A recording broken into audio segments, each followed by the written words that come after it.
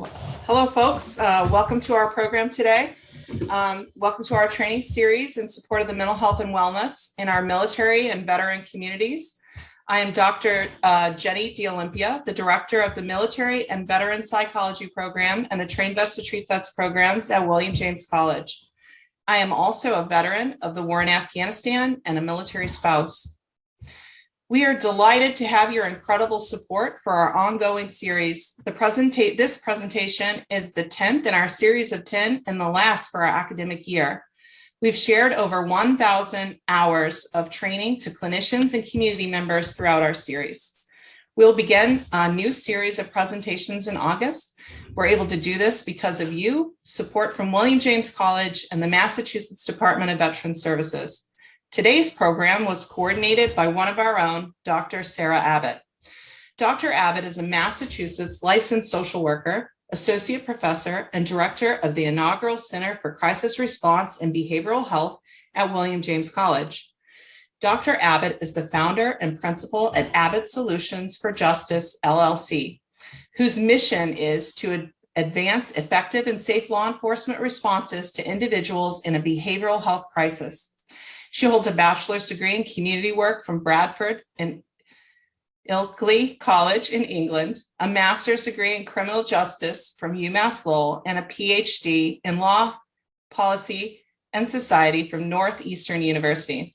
In 2003, Dr. Abbott joined the Framingham Police Department and served as the first clinician to embed in a co-response program in Massachusetts and has led the replication of the model in an additional 30 police departments. In 2018, she designed and directed the first statewide co-response training and technical assistance center. Dr. Abbott has developed and delivered law enforcement training modules and undergraduate and graduate courses and provides international consultation and technical assistance on the co-response model. Dr. Abbott currently serves as a lead consultant supporting the replication of the co-response model for Ireland's National Police Force. Dr. Abbott serves on the board of directors for the International Co-Response Alliance. And I am going to turn it over to her just after I let you all know. Please feel free to ask questions in the chat. You may also wish to introduce yourself in the chat and tell us where you're coming from. And we look forward to, we hope you enjoy our presentation. Dr. Abbott. Thank you very much, Dr. Olympia, and it's my distinct pleasure today to introduce a colleague and friend from the field. We are thrilled to have Dave Weiner here with us today. I'm just going to give you an introduction to Dave and let him take it away. Mr. Dave Weiner has served both military and civilian communities passionately for well over 27 years. In both military, law enforcement, and now corporate security service. Mr. Weiner started his law enforcement career in the United States Armed Forces in the Air Force in 1993 as a military policeman.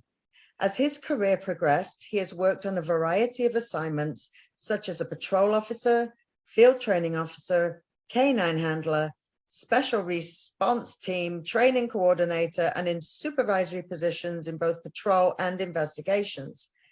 Mr. Weiner has many years of senior leadership experience in law enforcement and corporate security.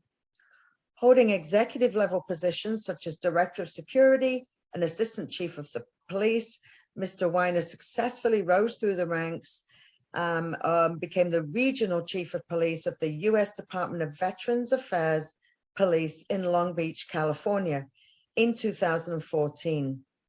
During his tenure, he has worked collaboratively with many agencies to address veteran-related issues such as crisis intervention and suicide prevention. He created innovative police department programs to help the communities in which he served be safer. Notably, he implemented a mental health outreach program for veterans called VMET, and a threat management unit to proactively prevent acts of violence in healthcare settings that cater to veterans. The VMET program has been adopted by the U.S. Department of Veterans Affairs and is currently being rolled out as a pilot at 7 major Veterans Affairs medical centers nationwide. Mr. Weiner is currently a master's candidate in the University of Arizona Psychology program and holds a bachelor's degree in Homeland Security and Emergency Management.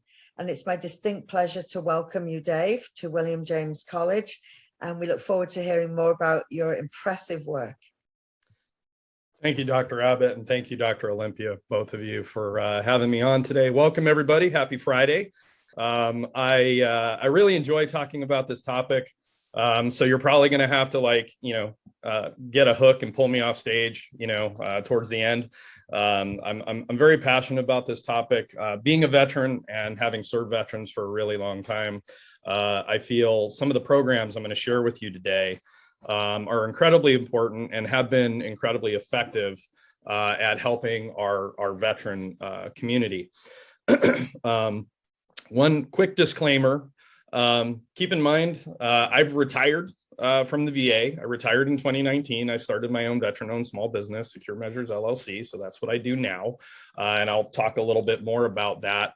But when I talk about the VMET program established at Long Beach, it's mostly in a historical context, just to give you an understanding of how we kind of came to that realization of needing that particular resource. So I don't speak for the VA.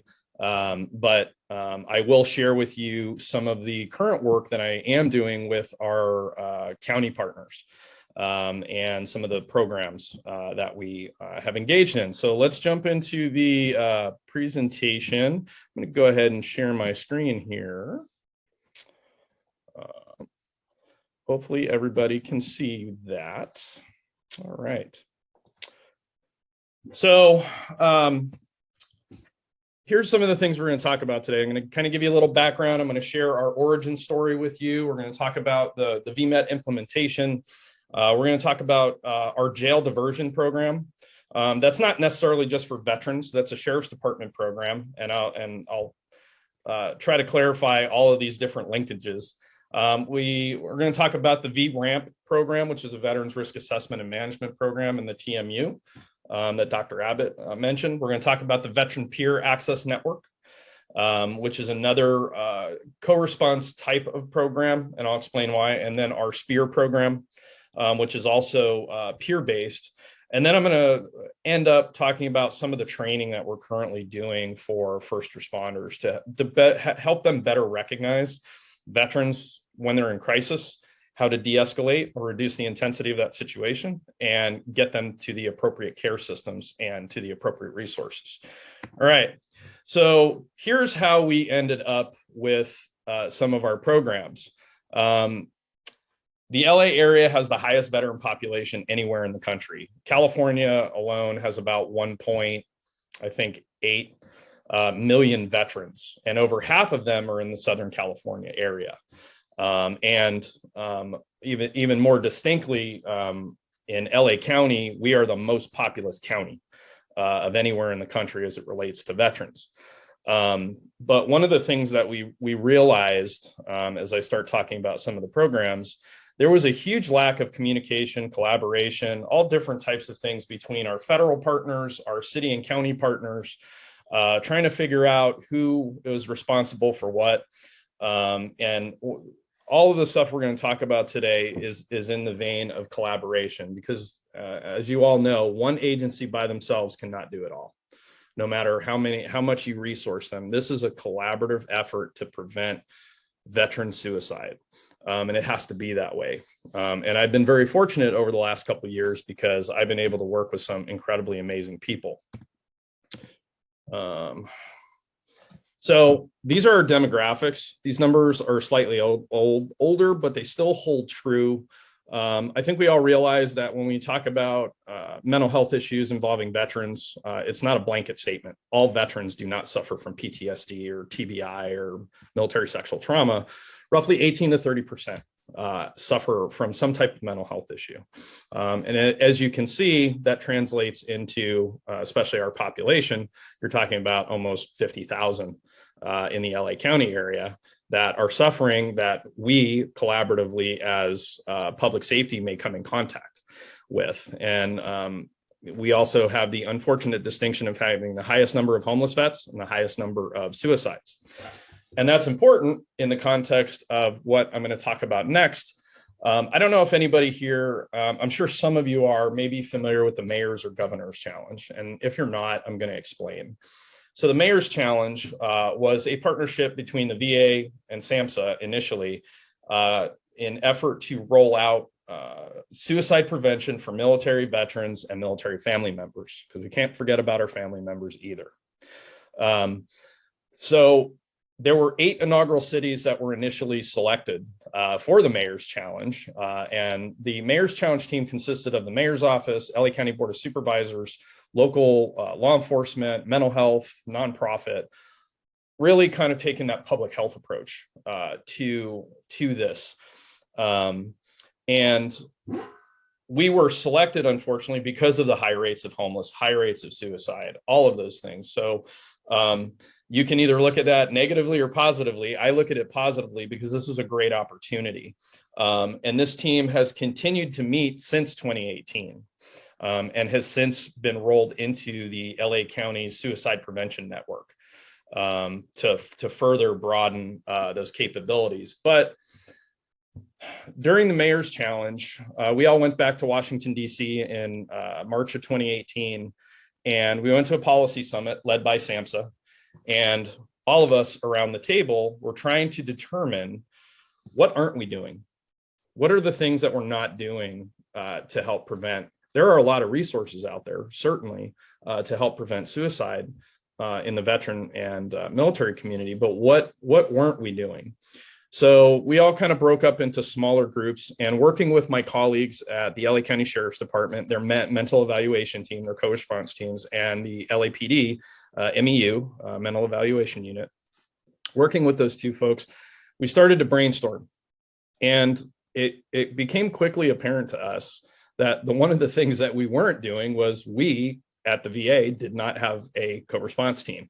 And we felt that was a gap and a distinct opportunity to put something in the field that mattered and that could make an impact. So as soon as I returned from Washington, D.C., I immediately started engaging my leadership, my medical center director, and other folks to enlist support. And I co-authored a white paper conceptualizing this program with the then lieutenant of the Met unit, now Captain John Gannon. And we kind of developed this concept around what our team, our co-response team would look like. And we worked very collaboratively with the Sheriff's Department. We started building out our communications plans and how we were going to activate the team and all of those different things.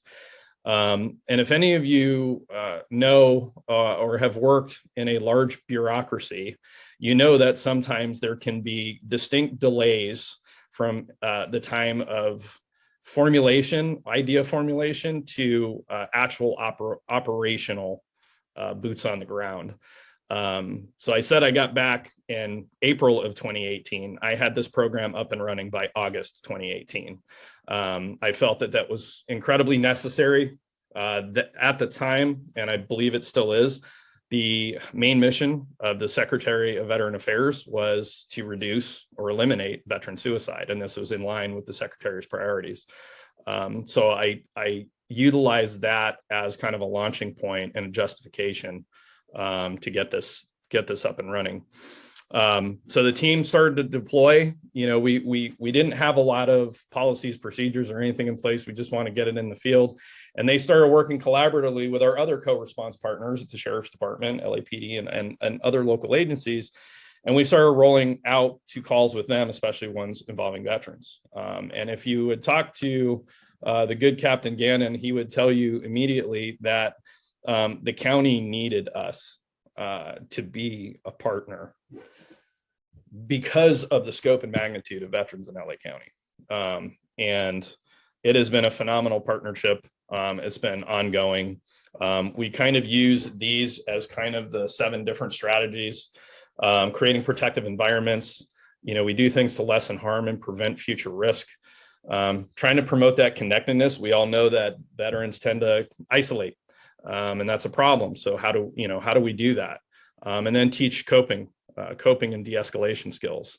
And all of these, were in line to develop this program. And I took I didn't have a budget. I didn't have anything. So I actually took one of my police officers. I took him out of rotation and worked with our social work services to bring over one of our social workers, our clinician. And they went out and we just started documenting our activities and things of that nature. But we approached it. We're approaching this from three different angles. Prevention, intervention, and postvention activities, right? The VMET program and a lot of the other things that I'm going to talk about today really aren't just about the intervention piece. There has to be prevention education, there has to be those intervention service, but you also have to have those postvention wraparound services. So some of the things I'm going to talk about, and we've really morphed a lot of this as my work has continued with our county and municipal partners. This has really morphed into more of a co-response task force. And I'm going to share kind of that concept and why that is. So in the LA area, we also have a lot of agencies and nonprofit organizations. Unfortunately, they were all working in silos. And that created a lot of confusion, a lot of delay in care, and all those other things. So the Mayor's Challenge team was really kind of the culmination of bringing all of those, or a lot of those folks, together to coordinate efforts at the county level, at the VA level, at the city level. All of it was an effort to really make these programs work. The only downside I will share is when I initially went to my boss and, I shared these ideas and they said, well, how many teams do you want, Chief? And I said, I want 4. I want to be able to cover 24 hours a day, 7 days a week. Well, at the time, because we didn't have a budget, the boss said, you get 1, 1 team. So I want to make it clear that the sheer volume of what we encountered and what was documented early on will give you some historical context of really how busy the team was. But where this has gone today is our partners at the LA County Sheriff's Department have actually stood up their own veteran mental evaluation team in the Sheriff's Department. So they have a sergeant plus 5 veteran deputies. Well, they're still staffing those, but they're going to be staffed up to 5 veteran deputies who work collaboratively with the VA, and all they do is respond to veteran-related calls. So this is sort of unprecedented in a way, having a county or city municipal agency develop this program. And, I worked with my partner, Sergeant Rich Bajorquez. He and I have been running partners throughout this journey, if you will. He's a great man. Everybody over there is great, and working with Captain Dave Harris at the VA, who oversees their VMET program at the West LA VA, Dr. Sharon Berman. There's so many, she's the chief of suicide prevention at the West LA. She was instrumental in moving some of these things forward and helping us get these on track, aside from being the team leader for the Mayor's Challenge team. All I can say is those of you that are here today are obviously interested in learning a lot about these things. And the one side note that I will share is that I worked with way more talented, way more intelligent, way more awesome people in this journey. And that's what you really need to get some of these off the ground. You need people who are going to actually implement it, take action, implement it. And that is a huge part. It's always good to have awesome ideas and try to bring those to fruition. But if you're not taking action and making those a reality, then all they are is ideas. So let's talk about the impact. And these are again older numbers. Again, I'm showing this for historical purposes in the sense of you can kind of see from 2018 to 2019, there was a pretty significant jump in numbers. Now, keep in mind, these are initial and follow-up calls. So this isn't solely just initial crisis calls. Sometimes the co-response team would have to do, obviously an initial rollout and then follow up, sometimes multiple times with the same veteran. But you can see that they were actually kept quite busy. But the thing I want to point out too is, we and the team shared with me on a couple of occasions, they went, because we got called and we went out to a veteran's home, and the veteran broke down crying because they were shocked that the VA cared enough to send 2 veterans to their home, which the impact of that alone was just, it was very heartwarming to hear that. But we also know that maybe we avoided another veteran losing their lives. And in this case, the team did a phenomenal job. We had 66 cases that we classified as what we would classify as imminent. And we engaged in targeted intervention, which, they expressed suicidal ideation. They had intentions, had a plan and a time, and we were able to mitigate and get them into VA healthcare. We also housed 3 chronically homeless veterans. Now, while that's not a lot, that's a start. And that's the idea. This program has also been implemented currently at the West LA and Fresno VAs. I'm sure most of you are probably familiar with the show Shark Tank. Well, in 2019, I believe, there was a Shark Tank event held by the VA, and this program was listed as a gold standard practice. So hopefully, and unfortunately, we had a little thing in 2020 called the pandemic, which sort of derailed a lot of efforts to kind of really build out this program at kind of all locations for obvious reasons. So those programs are really starting to come back online now that things are sort of calming down. And I suspect that in the future, there will be more. So I mentioned earlier intake, booking, diversion. So here's the way we look at things in LA County. Having a mental illness is not a crime, and we shouldn't treat it that way. And the reality is when somebody is taken to jail, unfortunately, there is a model where on the arrestee medical screening form that the sheriff's has, it also has a checkbox for military or veteran service. So now we're capturing data. Before that veteran or anybody's actually booked, they actually have to call the Met triage desk and get approval to actually book that veteran if it becomes necessary. And in some cases, booking them is not necessary, and they need to be. That doesn't excuse poor behavior like assaults and things like that. They'll still be held accountable, but they're put into more of a care system, and with sort of those pending charges held over as long as they complete some type of mental health diversion program, anger management, stuff like that. And that's all. We're also working with the courts to evaluate veterans out here. But I mean, this is a good program in the sense that, again, we shouldn't be treating mental illness as if it's a crime, and making sure that those who actually need mental health care are actually getting it in a way that matters. Let's talk about the VRAMP program. So the VRAMP program is the Sheriff's Department program. And think detectives for mental health detectives.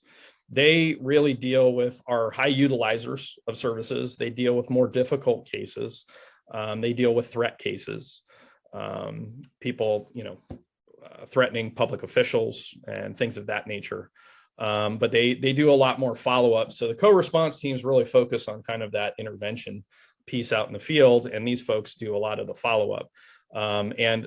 Before they had the VRAMP, they also have what they call RAMP, which handles non-veteran related cases. But I modeled our threat management unit at the hospital, which was one person at the time, but they were there to help follow up and address any threatening behavior, any high utilizers. That way the team could really, the idea was the team would actually just be out handling crisis calls rather than all the follow-ups. We didn't have all the resources that we needed at the time, so we made do and do the things we needed to in order to make those things happen. I want to talk about this amazing program because this kind of goes into the postvention and the prevention piece, because they do a lot of educational work as it relates to suicide prevention. But the Veteran Peer Access Network is something also that was born out of the Mayor's Challenge. And this is all veteran peers. These are peers hired from the community that provide all types of supportive services, from housing, substance abuse counseling, family resources, anything you can think of, to help veterans achieve a greater well-being. One of the VPAN supervisors actually sits on the West LA VA campus to have that connectivity. And to be clear, this is a county program. And I think a lot of people on here who do serve the veteran community know that one demographic that's incredibly hard to serve, but is necessary in some cases, is our dishonorably discharged veterans. That is a huge problem. Why? Because most of the time they're not eligible for any services. And in a lot of cases, they need it. So the VPAN, they'll work with any veteran, regardless of status, to make sure that they're getting especially the mental health care they need.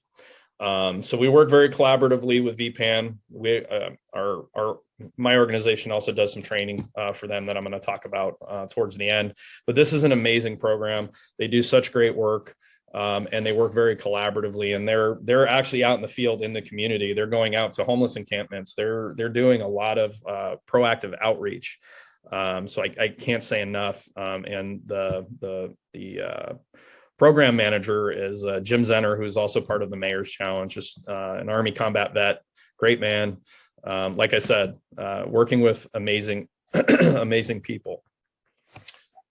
So one of the other things that my partner, Sergeant Bojorquez, and I found is the brother and sisterhood that exists within the military community, and leveraging that brother and sisterhood in a way that doesn't involve law enforcement in some cases, right? So whenever we get a call, and we get plenty of them here, hey, Dave, Rich, can you go talk to this Navy vet? He's having a bad time. And I'll share a quick story with you all as well. So myself, Sergeant Bojorquez, who's a Navy veteran, and one of our other partners who works at the County Board of Supervisors office, he's an Army vet. We all went over to this veteran's home. He was having a rough time. He was a Navy vet, lost a bunch of fellow sailors to suicide. And he was having a bad time. And we went over, sat with him on a Sunday, and we just went over as brothers in arms. We didn't approach it like clinically. We didn't approach it in a law enforcement context. We just went over and sat there, had a conversation, then took him to lunch. You know, we built that rapport, and it's all about building rapport, building that trust, building that camaraderie. And, you know, you can see some of the other programs that we have here. One of our more successful programs is we have a veteran sailing program out of Marina del Rey. And we work with a great organization called Life Sail. And we take veterans out on excursions to build trust, build camaraderie, and reduce isolation, and let them know they have a network to reach out. Well, the following weekend, Sergeant Bojorquez took this Navy vet out. Unfortunately, I wasn't able to go. I would have loved to, but I didn't get a chance to. But at the conclusion of that sailing program, or that day of sailing, Sergeant Bojorquez called me on his way home, and he said, hey, I need to share something with you. He said the veteran that we had seen that previous weekend, who he took sailing, admitted to him on the way home that he had already planned to kill himself that Tuesday. But because we showed up on that Sunday, he changed his mind.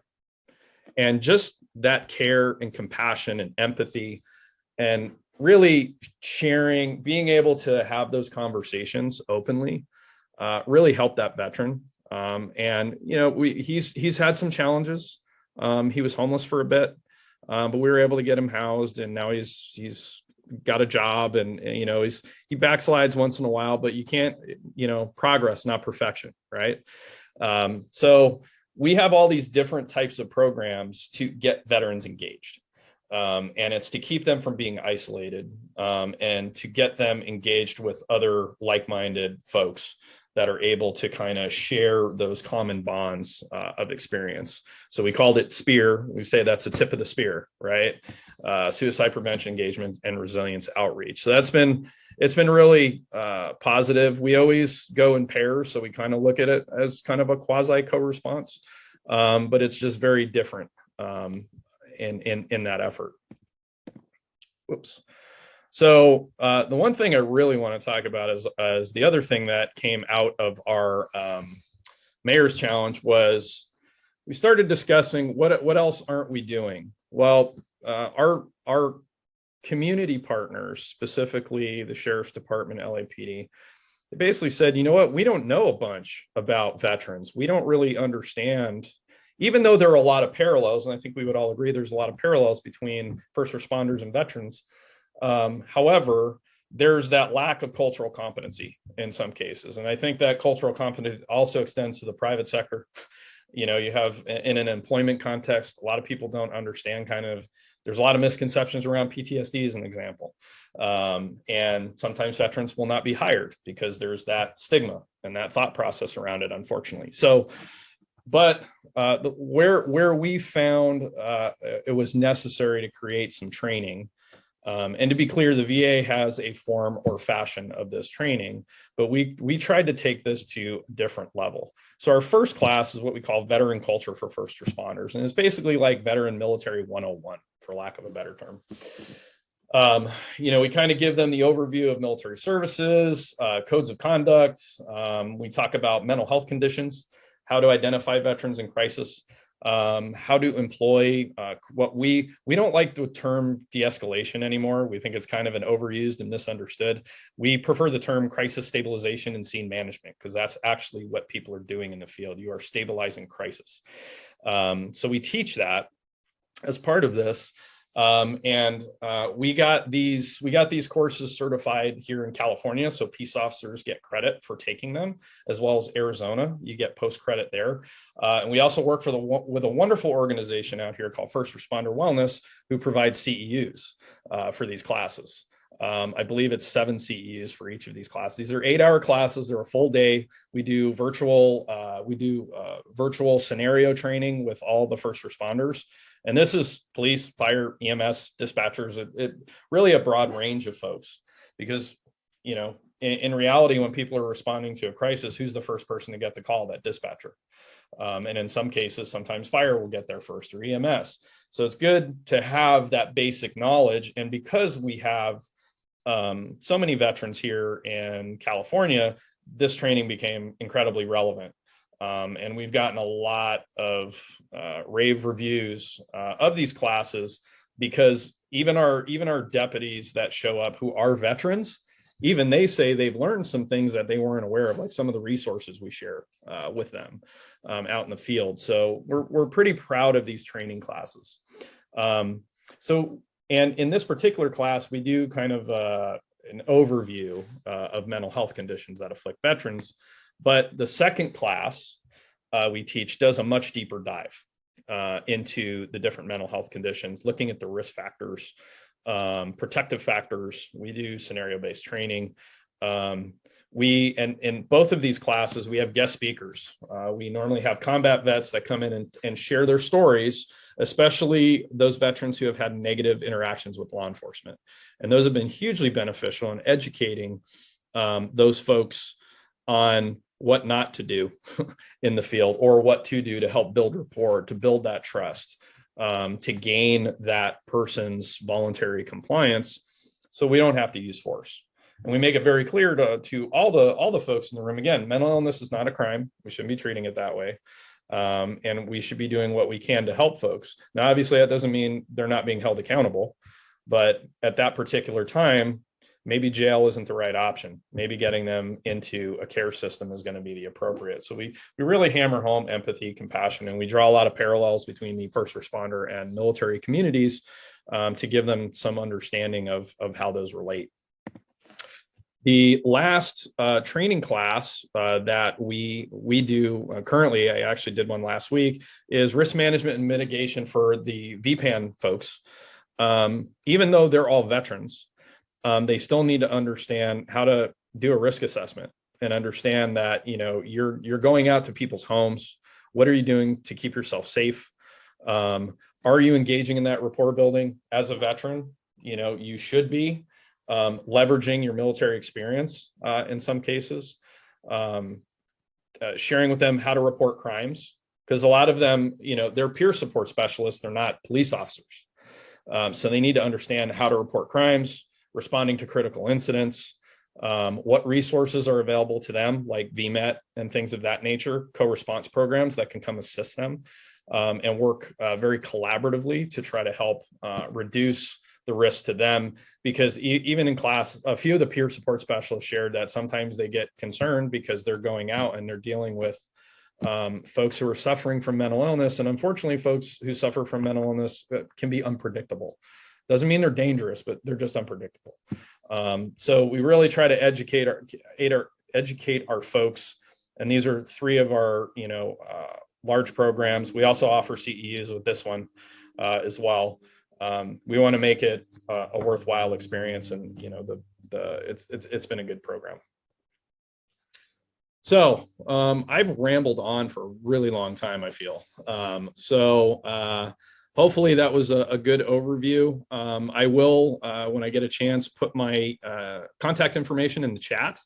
So if you want to talk to me offline, I'm always open to those conversations, but I'm happy to open it up to any questions or anything else. And I'm going to go ahead and stop sharing my screen here.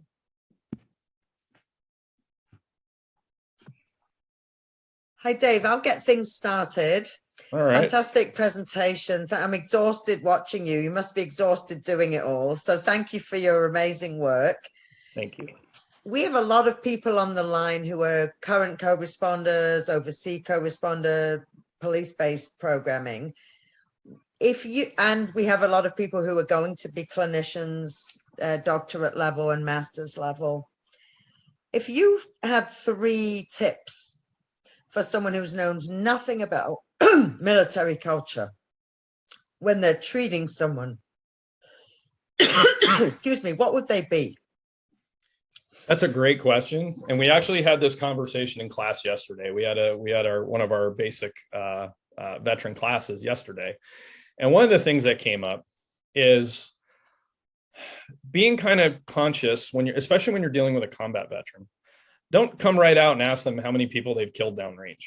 Don't do that. They're not going to answer you. And that's not a question they're really comfortable sharing at that particular time.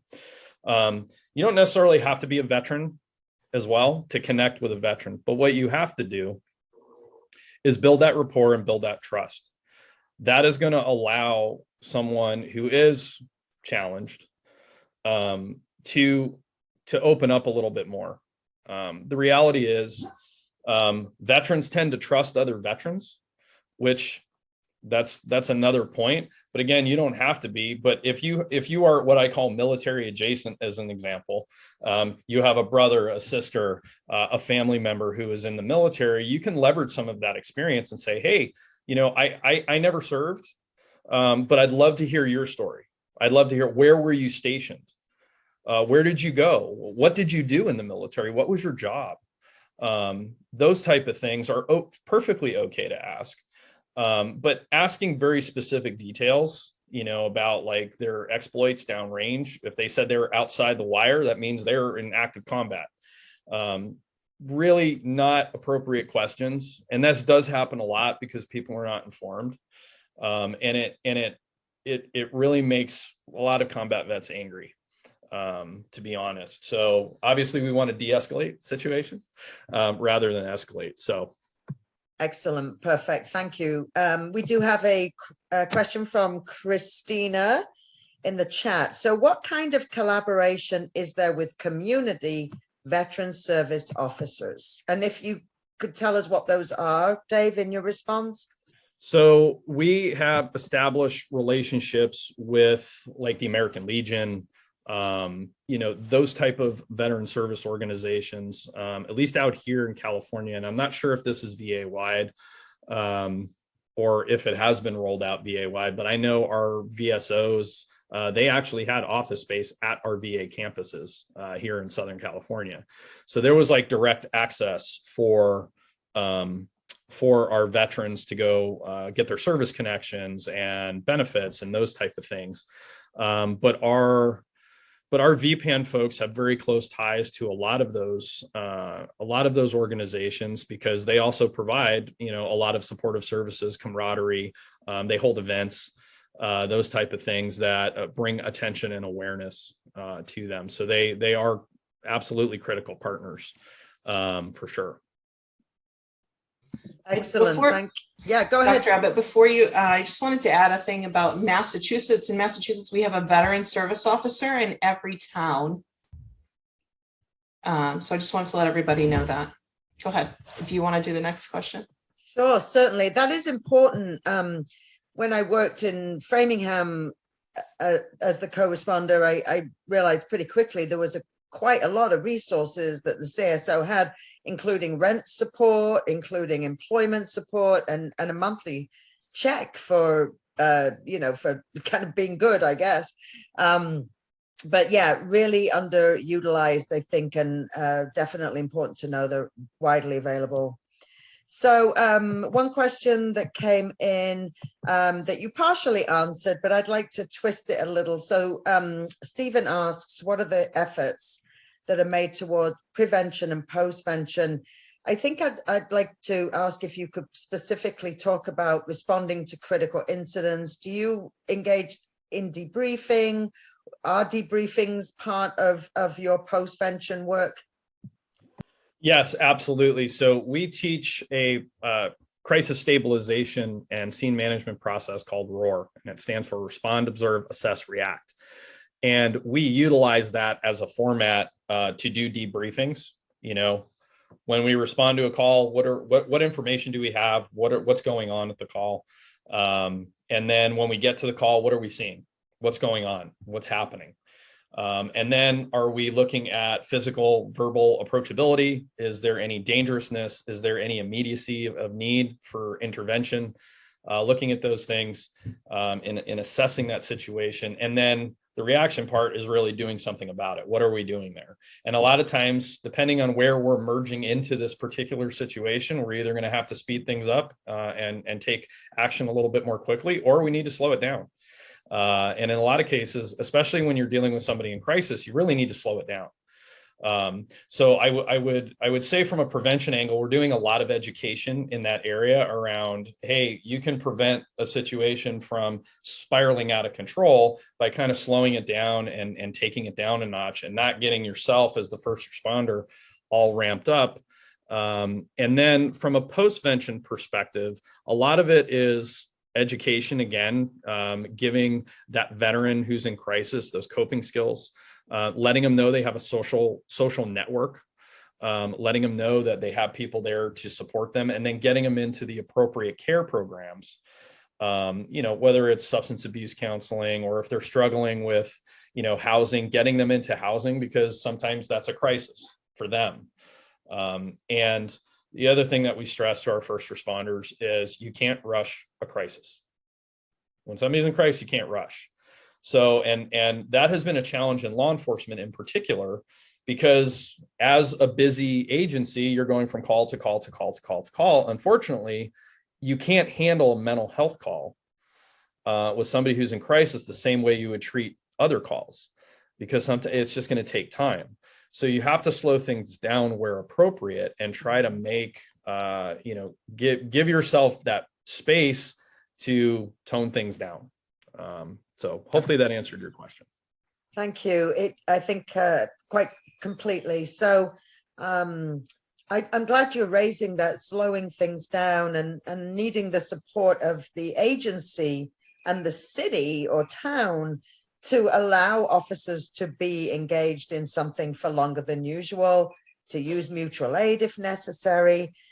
We see the most successful outcomes are when, after 6-7 hour negotiation, yep, that can sometimes be the call. And so allowing it the space to unfold while trying to contain it is really important. So we have a question in the chat. Let me see, from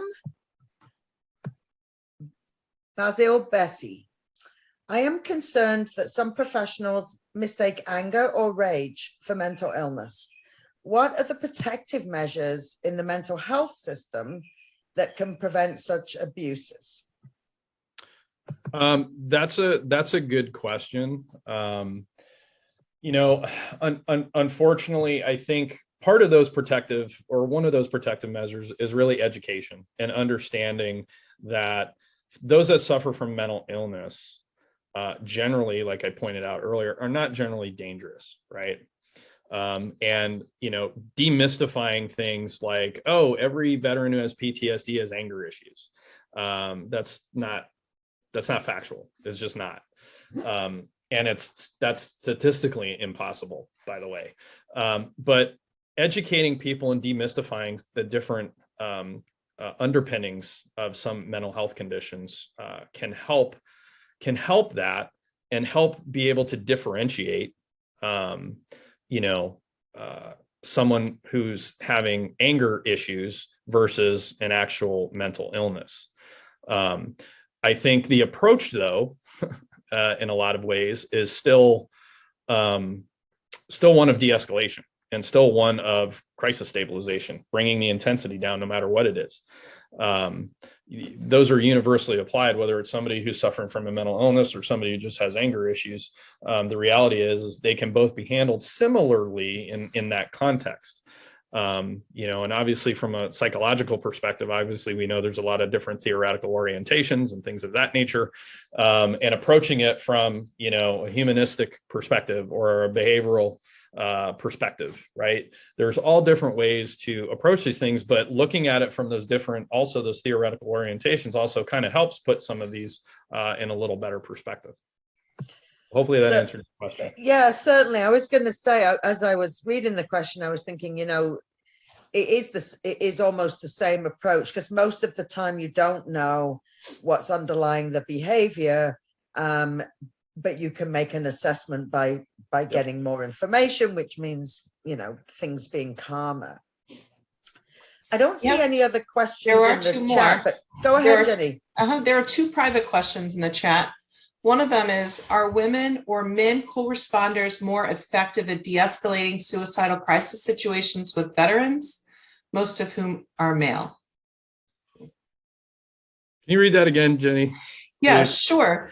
It says, are men or women co-responders more effective at de-escalating suicidal crises situations with veterans, most of whom are male? So what impact do you think it has if the co-responder is male or female, considering many veterans are males? Honestly, here's my take on it. I don't think it matters in the context, and I'll qualify my remark by this. If you have a passion, look, it takes a very special person to be a co-responder. And if you have the right skill sets, it doesn't matter. If you're able to talk to people, be empathetic, and be compassionate, I've seen equal success. Absolutely. You have to have a passion for this. People that are engaged, and suicide's not an easy thing to discuss. Mental illness is not an easy thing to discuss for anybody. But those that are out there doing the job every day, dealing with nothing but folks who are suffering from debilitating mental illness of all kinds, schizophrenia, bipolar, all these different things. I've seen success across the board. And, the one thing we do share with our co-response teams, especially, and the law enforcement and fire folks, whenever you're out there and you're dealing with somebody and you're working with a partner, if you're not making that connection, which sometimes you may not be able to, you hand it off to your partner. That's why this is a team sport. You have to be able to call in the appropriate resources. And we encourage, especially in our training classes, we tell we do a lot of training for the sheriff's department here. We tell the deputies specifically, call for every needed resource. Doesn't matter what it is. If you need more clinicians out there, call them. If you need fire, if you need EMS, doesn't matter. Call for those resources. They're coming. And so I don't think it matters in the context of male or female or who does it better. I think if you have a passion for this job and you're able to connect with people on a human level, you're going to be successful no matter what. And I wanted to add, because though there are more men veterans than there are women. Women are the fastest growing minority population in the military. They make up 20% of new recruits in all military, overall military service. And also in regards to military women and suicide, they are roughly 250% more likely than their civilian counterparts to die by suicide. So it is also a concern for our women veterans as much as it is for our men veterans. And then we also have one other question Jenny, in the chat. Can I Sure. add one? Can I add Yes, one thing? please. Absolutely. Because you brought up a good point, and we do bring this up in class. Is we ask our first responders a lot. When you're out in the field and you're interacting with somebody and you're kind of engaging in that initial kind of rapport building, how often are you actually asking a woman you've come in contact with versus a male that you've come in contact with, have you served in the military? We think it's important to ask that question uniformly across the board, because most of the time males will kind of telegraph, I think in some ways, that I found a lot of female veterans do not telegraph that. So you're not going to know unless you really ask those questions.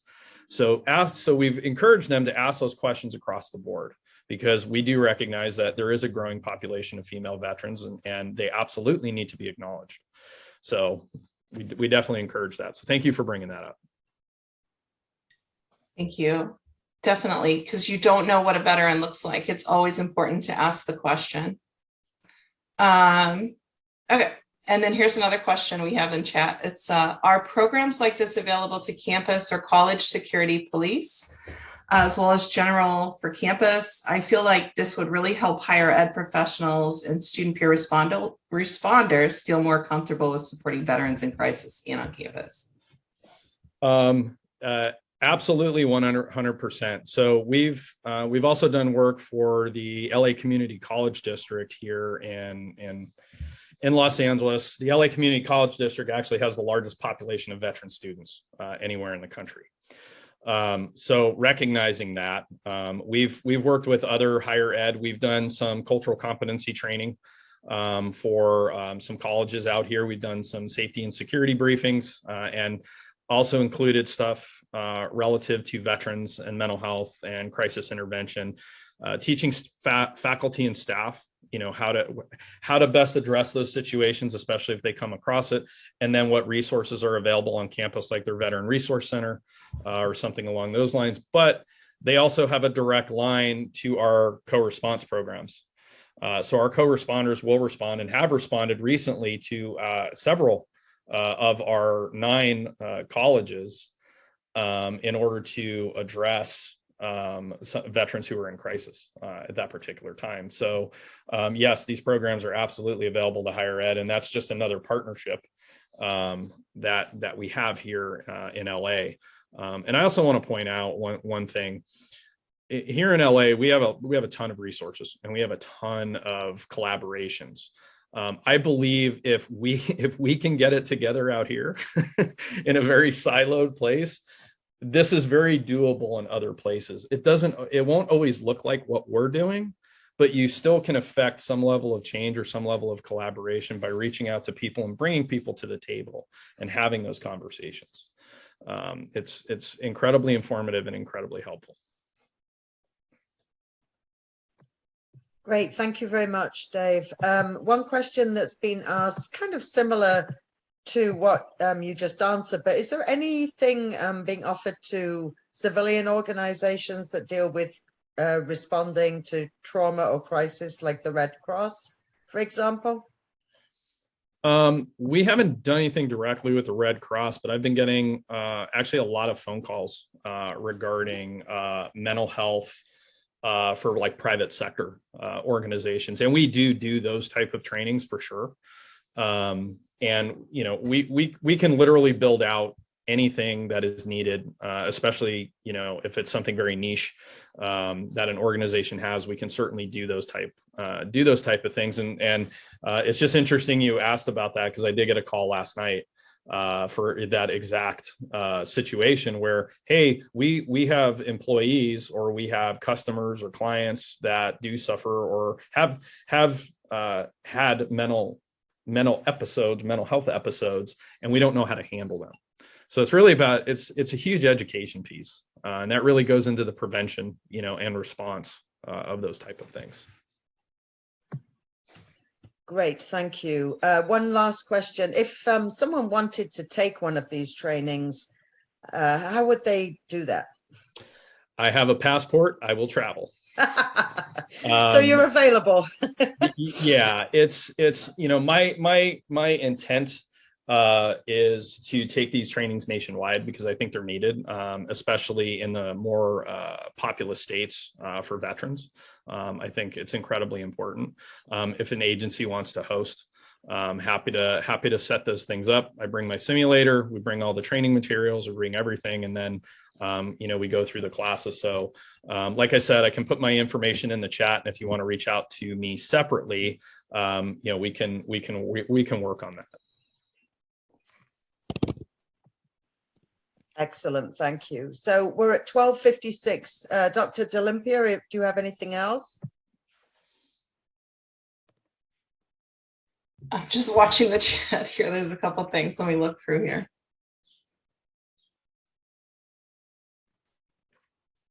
So I have one person who said that just to remind everyone that though we often use male and female, there are other genders as well. And they want us to make sure that we're aware of that. And then I see Dave's email here. That's great. Thank you. I see one question from Al who asked, we're currently setting up staff training for our mental health clinicians. What are some training resources that we can contact? Obviously, you can contact me. This is also, the training we do is very relevant to clinicians, especially those that are not familiar with the veteran community, because most of the stuff we're doing is talking about cultural related issues.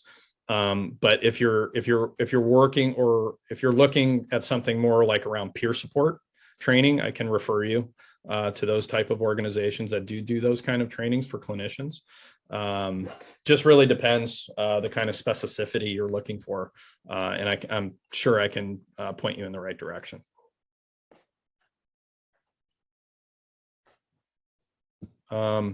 Actually, Bessie, yes, we do collaborate. I work with the director of NAMI here in LA. We do work with those organizations, and actually NAMI supports some of the training classes. I'm actually, even though I'm retired, I'm assigned to the training unit over at the LA County Sheriff's Department, their mental health training unit. And we have a ton of different classes that we provide. We have had NAMI bring folks as guest speakers, especially to the 32-hour crisis intervention training that the Sheriff's Department does. They will bring in NAMI and they bring guest speakers, and it's a very valuable experience having those partnerships. So yes.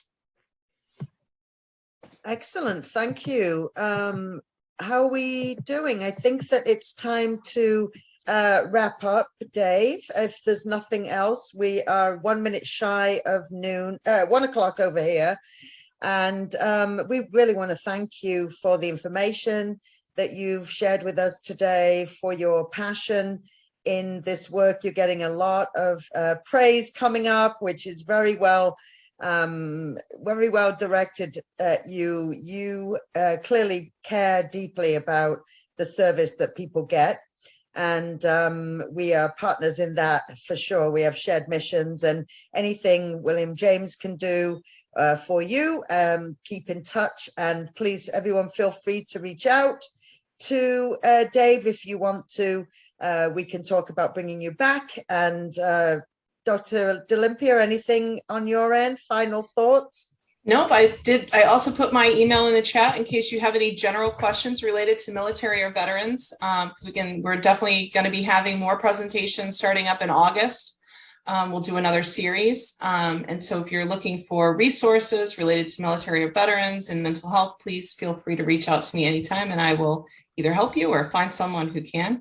And I also wanted to thank Dave and Dr. Abbott for joining with our program to make this happen. And to thank everyone for attending again, because we couldn't do it without all of you. Thank you.